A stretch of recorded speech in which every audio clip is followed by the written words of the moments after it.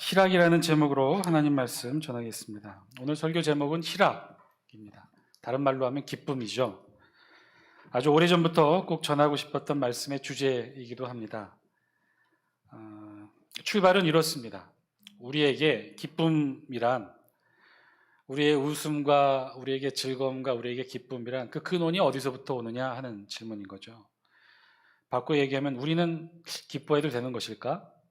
우리는 그렇다면 무엇 때문에 기뻐할 수 있는 것인가? 라는 질문입니다.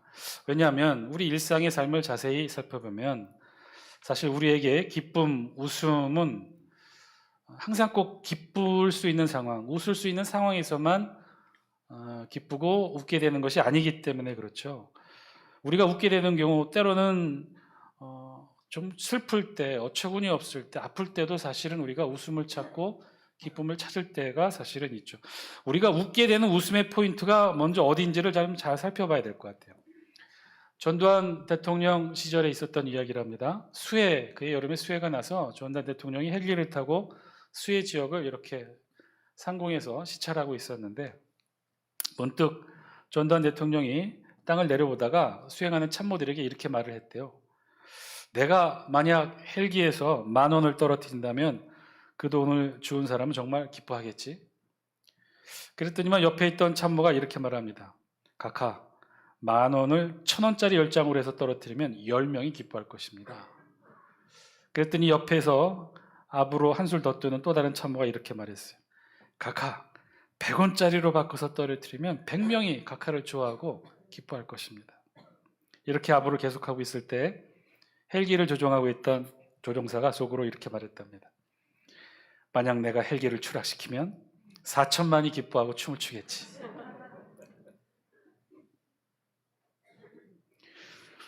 사실 우리 어떤 때 웃고 또 즐겁고 한가요? 언제 우리가 마음 편히 웃을 수 있나요? 즐거울 때, 기쁜 일이 많을 때, 좋은 일이 많을 때, 물론 그때도 웃을 수 있지만 항상 좋은 일이 있다고, 항상 즐거운 일이 있다고 다 웃을 수 있는 것이 아니라는 것, 우리 짧은 인생을 통해 우리 잘 알고 있죠. 땅을 사고 집을 사고 부자가 되면 좋은 일인데 그래서 기뻐하고 즐거워해야 될 텐데 항상 그렇지만은 않아요. 언제 그렇죠? 사촌이 땅을 사면 즐거워해야 되는데 왜 배가 아픕니까? 그렇지 않다는 거예요. 그뿐만이 아니라 항상 즐거운 일이 있고 항상 좋은 일이 있고 항상 기쁜 일이 있다고 칩시다. 우리의 모든 생에 처음부터 끝까지가 항상 좋은 일과 기쁜 일이 있다고 칩시다. 그러면 우리 기뻐서 웃고 좋아할 수 있을까요? 안 그래요. 그때는 기쁨에 대해 무감각해지게 될 것입니다. 오히려 어떤 웃음은요, 아주 힘들 때, 정말 어려울 때 그 웃음을 통해 오히려 우리가 힘과 용기를 얻게 되는 경우가 때로는 있게 되죠. 그래서 우리 기독교에서 웃음에 대해서는 좀 다르게 특별히 정의하고 생각합니다. 움베르토 에코의 장미의 이름이라는 소설이 있어요. 이 책을 우리는 영화로 만들어져서 더 잘 알려져 있죠. 1986년작 영화로 더 잘 알려져 있습니다. 장자크 아노 감독에 의해 만들어진 이 영화, 숀 커너리가 주연이었던 영화죠. 여러분 보신 분들도 혹시 있을 것 같은데 영화의 내용은 간단해요. 한 수도원에서 끔찍한 수도사들의 연쇄 죽음 사건이 일어납니다. 그래서 숀 커너리가 분장한 수도사가 이곳에 파견되어서 그 살인 사건들을 조사하게 되죠. 저 수도사는 그래서 한 사람 한 사람 이 수도원에 있는 수도사를 만나면서 이 사건의 원인을 찾아갑니다. 그래서 결국 찾은 게 누구냐면 지금 보이는 사진의 맞은편에 앉아 있는 검은색 수도사복을 입은 이 수도사가 범인이었어요. 그런데 알고 보니 이 수도사는 장님이에요. 이 수도사가 이 수도원에서 하는 역할은 딱 한 가지예요. 이 수도원은 굉장히 큰 많은 도서를 보관하고 있는 것으로 유명한데 그 도서관 사서의 일을 하고 있었어요. 아니 어떻게 장님인데 도서관 사서의 일을 할까요? 이 장님인 노 수도사는 오직 딱 한 권의 책만 관리합니다. 그 책이 무슨 책이냐면 아리스토텔레스가 쓴 시학이라는 책이에요. 아리스토텔레스의 시학 제2권만을 관리합니다. 그럼 그 관리를 어떻게 하느냐? 못 읽게 관리하는 거예요. 금서로 누구도 보지 못하게 관리를 합니다. 그런데 그 관리를 어떻게 했을까요? 눈도 보이지 않는데 어떻게 24시간 그 책을 지킬 수 있을까요? 방법은 딱 하나. 우리 옛날 책들은 이렇게 책장 넘길 때 어떻게 해야 되죠? 뭐 지금 우리 책장도 마찬가지라 이렇게 침을 발라야 되잖아요. 이 수도사가 어떻게 했냐면 여기 우측 하단 또 좌측 하단에 독을 발라놨어요. 그래서 이 금서인 아리스토텔레스 시학 제2권을 읽은 수도사마다 다음날 입과 손이 검게 변하면서 죽은 시체로 변하게 되었던 거죠. 자, 그러면 왜 도대체 이 아리스토텔레스 시학 2권이 무엇이길래 뭐 어떤 내용을 담고 있길래 왜 수도원에서는 금소로 여겼을까? 아리스토텔레스 시학 제2권은 사실은 지금 이 세상에 존재하지 않는 책이라고요. 아리스토텔레스가 쓴 시학은 제 1권밖에 없습니다. 그 1권 근데 마지막 챕터에 어떤 내용으로 기록이 되어 있냐면 이제 자신은 무슨 내용을 쓸 것이냐, 웃음과 슬픔에 대해 쓰겠다라고 시작을 합니다. 그리고 슬픔의 원리, 슬픔의 이유, 슬픔의 근원에 대해서 다 쓰고 아리스토텔레스 시학 1권이 끝을 맺어요. 자, 그러면 아리스토텔레스 시학 2권을 만약에 썼다면 그 2권의 앞부분에는 어떤 내용이 담기겠어요? 웃음의 원리, 웃음의 근원, 웃음의 내용에 대해서 이 아리스토텔레스가 철학적으로 글을 쓰겠죠. 그래서 이 세상에는 존재하진 않지만 아직 발견되진 않았어요. 아리스토텔레스 시학 제2권이 있다고 치고 그래서 소설은 전개가 되는 거죠. 그 아리스토텔레스 시학 2권이 어디에 있는 거예요? 이 수도원 도서관에 있는 거예요. 그래서 모든 사람들이 수도사가 몰래 금서로 되어 있는 이 아리스토텔레스 시학 제2권을 읽었던 거예요. 그럼 왜 이 수도원이나 당시 카톨릭은 아리스토텔레스 시학 제2권을 금서로 지정했을까? 금서로 지정했을 뿐만 아니라 웃음 자체에 대해 카톨릭은 터부시해 왔어요. 이유는 단 하나. 이 기독교에서 웃음은, 기독교에서 기쁨은, 기독교에서 즐거움은 기독교의 기본 정신을 모독한다고 보았던 거예요. 놀랍죠? 이건 이 영화에 나온 수도사 개인만의 생각이 아니라 당시 카톨릭의 전체적인 분위기예요. 제가 책 한 권을 소개해드리면 성자처럼 즐겨라라는 책이 있어요. 이 책은 카톨릭 출판사에서 펴낸 책이고 카톨릭 안에 있는 기본적인 기쁨과 즐거움의 정서가 카톨릭 교회 안에서 어떻게 대우해 왔고 어떻게 취급되어 왔는지를 기록한 책이에요. 그래서 주제는 하여튼 웃으라는 거예요. 즐겁게 웃으라는 거예요. 그 이야기를 시작하면서 교회 중세 천년의 역사를 통해 교회는 이 웃음과 기쁨과 즐거움을 터부시해 왔어요. 억압해 왔어요. 웃지 않도록 했어요. 기쁨과 웃음은 교회의 기본적인 사상과 정신과 위배된다고 봤어요. 왜 그랬을까요? 왜 기독교는 웃음과 기쁨과 즐거움은 함께 할 수 없다고 생각했을까요? 다음 사진 한 장 보여주실래요? 이 책에 나온 내용이에요. 이 책에 보면 이렇게 질문합니다.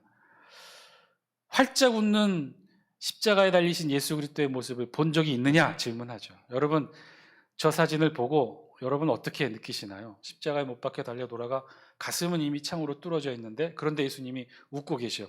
우리가 저 사진을, 저 그림을 친숙하고 익숙하게 보고 받아들일 수 있을까요? 그렇지 않다는 거예요. 그 마음은 이미 저와 여러분 안에 우리 기독교적 정서로 우리도 기쁨과 즐거움은 예수 그리스도의 십자가 사건과 양립할 수 없다라고 우리도 여기고 있다는 거죠. 그래서 이 책에서는 이렇게 얘기해요. 그래서 다음 사진 보여주실래요? 카톨릭에서 그려지는 모든 성자들의 표정이 다 하나같이 저럴 수밖에 없었다는 거예요.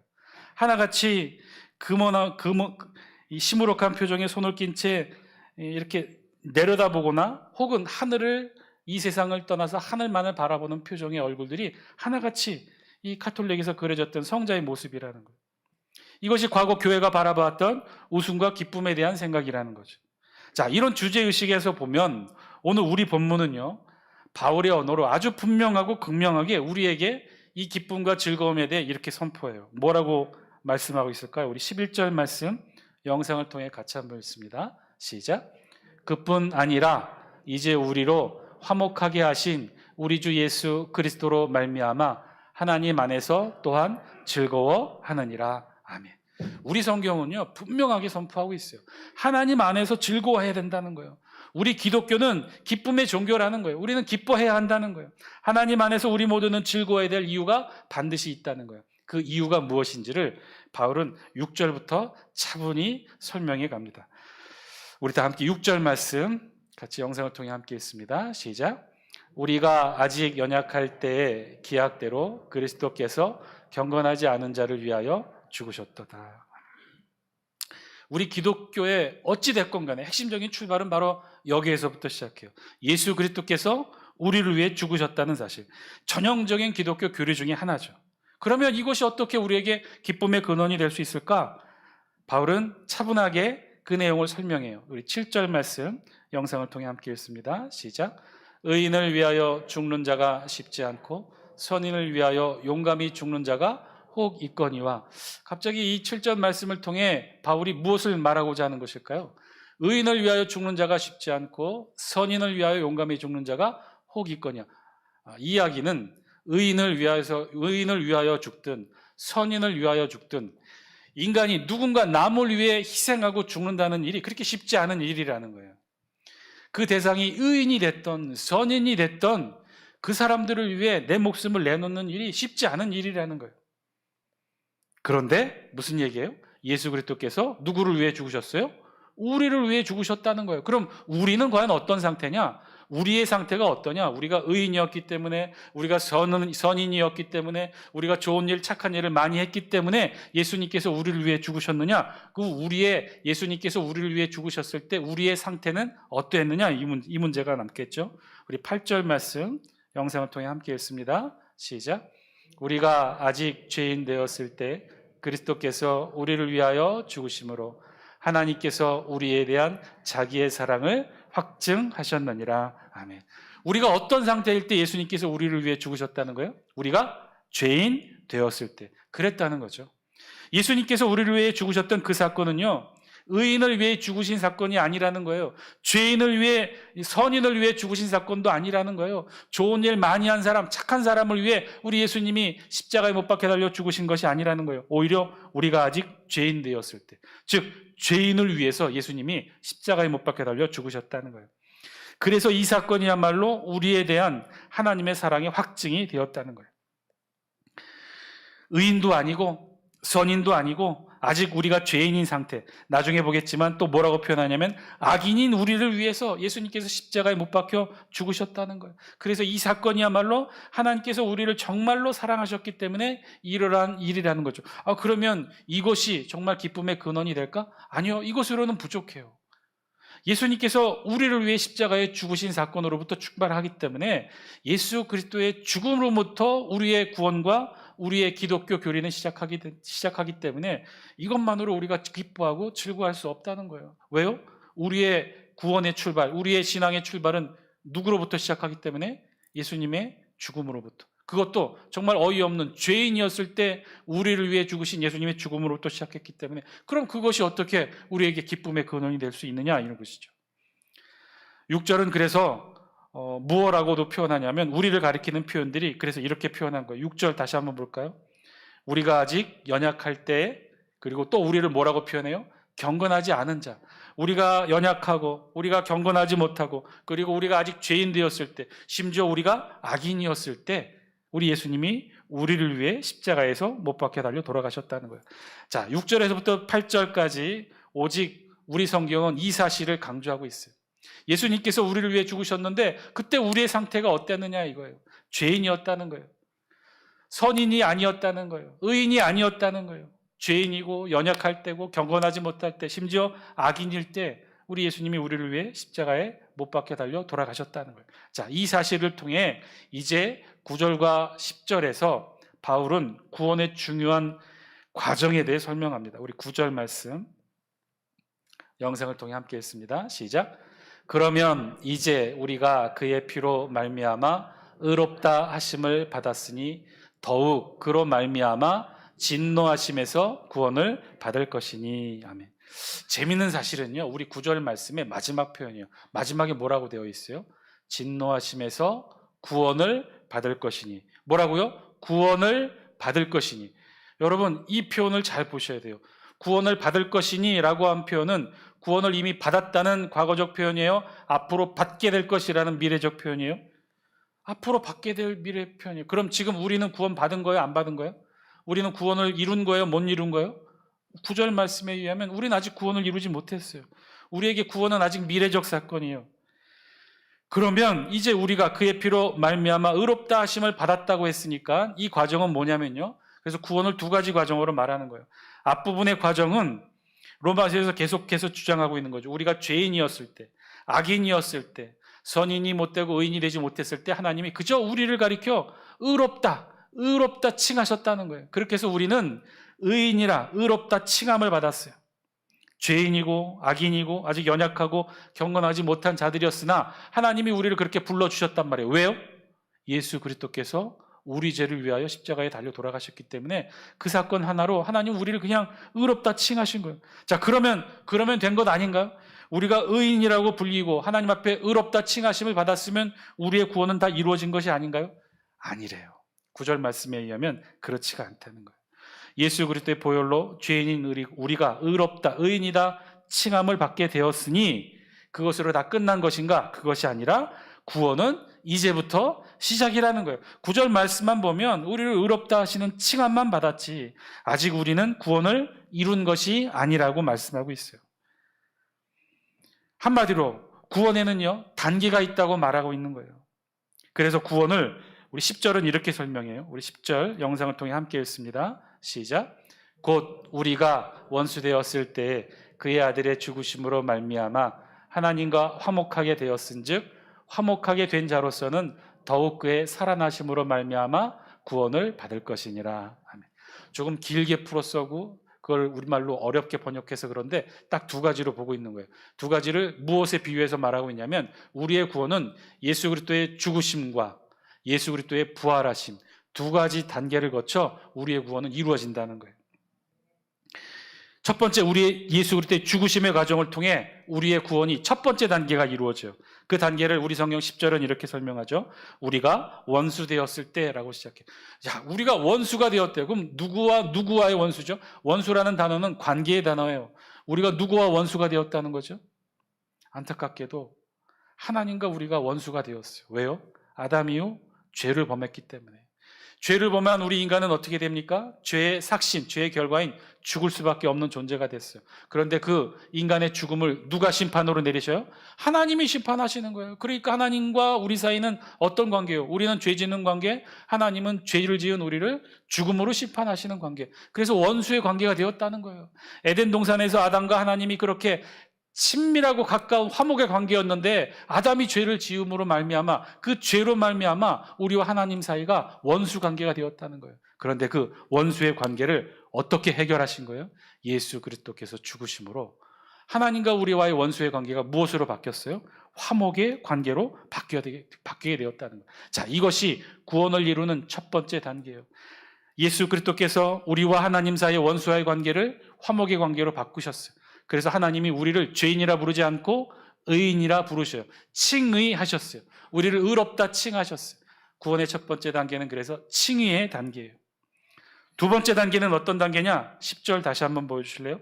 10절의 후반절에 있어요. 밑에서 세 번째 줄 화목하게 된 자로서는 함께 읽습니다. 시작. 화목하게 된 자로서는 더욱 그의 살아나심으로 말미암아 구원을 받을 것이니라. 첫 번째 단계는 원수의 관계에서 하나님과 우리가 화목의 단계로 왔어요. 그래서 뭐라고 그래요? 화목하게 된 자로서는 이제부터는 뭐래요? 더욱 그의 살아나심으로 말미암아 예수 그리스도의 부활로 말미암아 구원을 받을 것이니라. 구원의 두 번째 관계는 그래서 예수 그리스도의 부활에 우리도 동참해야 되는 거예요. 이는 아주 중요한 사실을 우리에게 말해주고 있어요. 구원은요, 그래서 하나의 과정이 아니라 두 개의 연속된 과정이라는 거예요. 우리 구원의 최종 완성은 그래서 예수 그리스도의 부활로 이루어져요. 예수 그리스도의 죽음으로 하나님과 우리가 화목하게 되었어요. 구원의 첫 번째 칭의의 단계예요. 두 번째, 예수님이 그 죽음을 이기시고 부활까지 이루셨어요. 그래서 우리 모두도 그 부활에 동참해야 돼요. 그래서 우리가 비로소 구원을 이룰 수가 있어요. 구원의 두 번째 단계예요. 구원이라는 것이 그래서 하나의 과정이 아니라는 거죠. 우리가 예수 믿고 입술로 시인하는 것만이 우리의 구원이 다 이루어지는 것이 절대로 아니라는 거예요. 하나의 과정이 더 필요했다는 거예요. 그것은 예수 그리스도의 부활을 통해 우리의 구원이 온전한 완성을 이루는 과정도 필요하다는 사실이죠. 사랑하는 장숙회 성도 여러분, 오늘 말씀을 통해 저와 여러분들 마땅히 들어야 될 하늘의 음성 들을 수 있게 되길 바랍니다. 우리가 알고 왔던 구원의 과정은 사실은 반쪽짜리 구원이에요.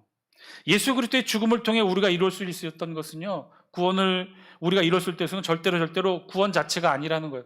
구원의 시작만은 열어줬어요. 예수 그리스도의 죽음을 통해 우리가 이룬 것은요, 하나님과 우리 사이의 원수의 관계를 화목의 관계로 바꾼 것뿐이에요. 죄의 문제로 인해 우리가 하나님 앞에 나아갈 수 없어요. 하나님 앞에 선 그 순간 죄인인 우리는 죽을 수밖에 없는 관계예요. 그런데 예수 그리스도께서 대신 죽으심으로 우리와 하나님 사이의 원수가의 관계가 화목의 관계로 바뀌었어요. 이제 하나님 앞에 자유롭게 나갈 수 있어요. 저와 여러분들이 이 자리에 앉아서 하나님 앞에 예배를 드릴 수 있었던 것, 저와 여러분들은 교회 현관문을 통과해 왔지만 과거 구약시대의 성소로 표현하면 여러분들은 휘장을 찢고 들어오신 거예요. 거룩한 장소 지성소 안에 우리가 들어올 수 있었던 거예요. 그 이유는 단 하나, 예수 그리스도께서 죽으심으로 이 자리를 저와 여러분들이 만들어 주신 거예요. 그러나 이것이 구원이 전부가 아니라는 거예요. 여기서부터 구원은 시작된다는 거예요. 이제 두 번째 과정이 시작됐어요. 그 두 번째 과정은 뭐예요?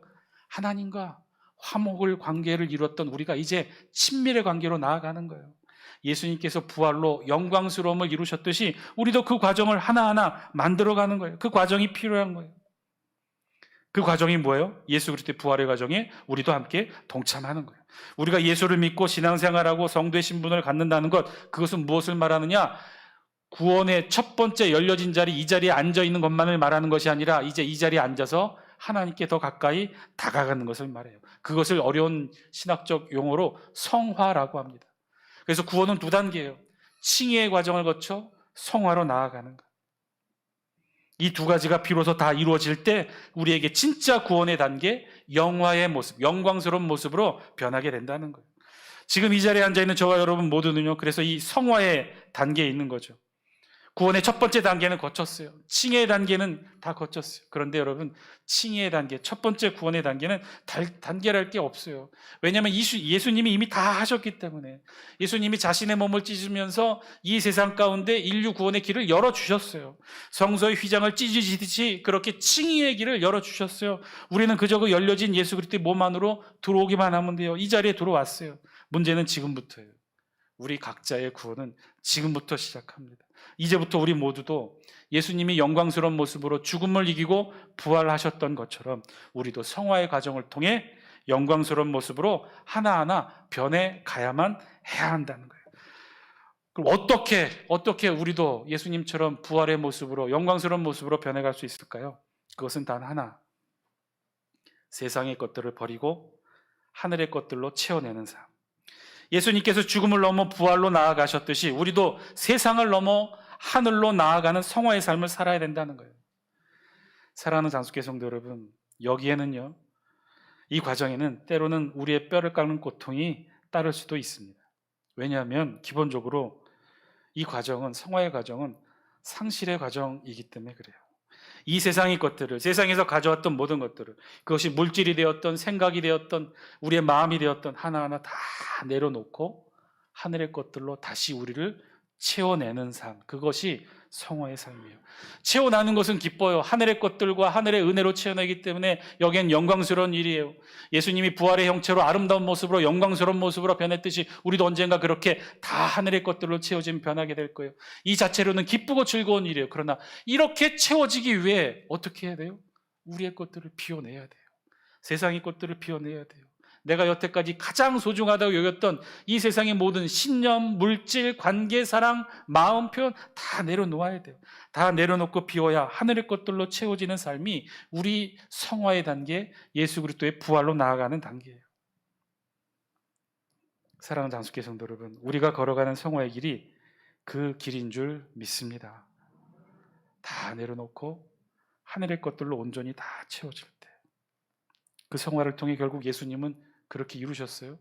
이 땅에 예수님이 오셨을 때 예수님은 다 내어버리셨어요. 무엇까지? 마지막 이 땅에 오시면서 부여받은 생명까지도 다 내어놓으셨을 때 온전한 부활로 영광과 영화의 모습으로 변하셨어요. 우리도 그 길을 따라야 할 거예요. 저와 여러분들도 어쩔 수 없이 그래서 그 성화의 길을 걷습니다.